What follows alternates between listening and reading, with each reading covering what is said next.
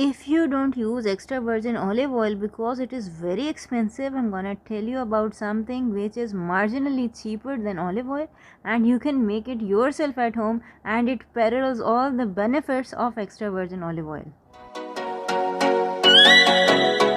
Assalamu alaikum wonderful people, I am Dr. Asma and you must have heard the news that Pakistan decided to plant about 4 million olive trees in order to become self-sufficient in the production of extra virgin olive oil. And when you plant olive trees, you don't only get extra virgin olive oil, you also get olive leaves. And from the olive leaves, you can make an olive leaf extract in the form of olive leaf tea, which is rich in an antioxidant called oleuropein.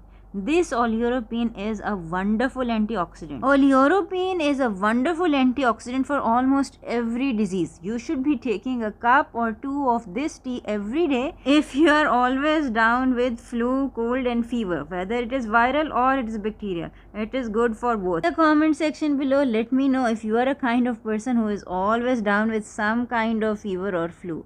Anyway, the other group of people who must take this tea are the people with any kind of autoimmune disease. Basically, it resets all the immune system. A cup or two daily is also good for people with heart issues. If you have high cholesterol or you have some heart disease like blood pressure, etc., this tea is wonderful for you. The olive leaf tea also has nociceptive compounds in it, meaning by it decreases pain anywhere and everywhere in the body. So if you are suffering from pain, you should be taking this tea. It also has the potential to build new neurons and improve memories. So if you are doing some brainy work or you want to give some serious exams, you should be taking a cup of this tea daily. Someone asked me in the comment section below what to take for fungus in lungs. So here's the answer. You have to take a cup of this tea daily because it is an excellent antifungal.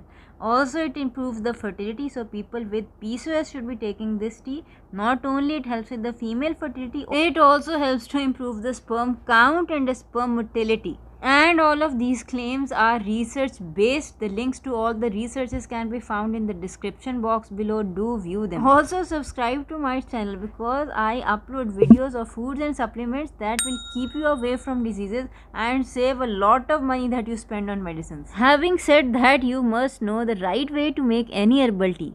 Olive leaf tea or any other herbal tea should be made by first boiling the water, and then you should pour the boiling water on your leaves or the herbs, whatever you want to make the tea out of. Then you have to cover it and let it steep for about 15 to 20 minutes. That is the way a proper tea is made. If you put the herbs directly on the stove, all the beneficial ingredients of the tea will be lost. Once you have steeped your olive leaf tea, now you can sweeten it either with no-cal or stevia extract if you are diabetic, or you can use honey if you are not diabetic. And if you do not like hot beverages, like I don't like hot beverage at all, you can make iced tea.